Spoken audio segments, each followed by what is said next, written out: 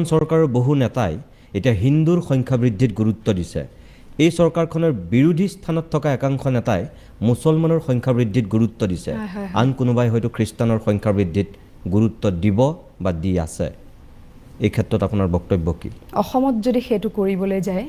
মই নিতুদা অকনমান আগতে কৈছিলো অসমত যদি হেতু কৰিবলৈ কোনোবাই যায় সেই আন্দোলন যেতিয়া হ'ব কিন্তু সেই আন্দোলনত প্ৰথম মই থিয় দিম মই আজি আপোনাক কথা দিছো কিয় কথা দিছো মই এটা উদাহৰণ দিওঁ এটা অভিজ্ঞতা মোৰ জীৱনৰ মই মুম্বাইত শুটিং কৰিবলৈ গৈছিলো আই লাভ ইউ সিনেমাখনৰ আৰু তাতে গানৰ শুটিং হৈছিল যিসকল ডান্সাৰ মোৰ লগত তাতে নৃত্য পৰিবেশন কৰিছিল মই এফালৰ পৰা নৃত্যশিল্পীসকলৰ লগত এনে যে কথোপকথন কৰা হয় তেনেকুৱাত মই সুধিলো কোন কি হয় মানে কোন জাতিৰ ধৰক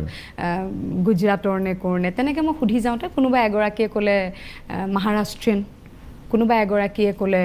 গুজৰাটী তেনেকৈ কোনোবাই এনেকৈ পাঞ্জাবী এনেকৈ কিবা কিবি কৈছে আৰু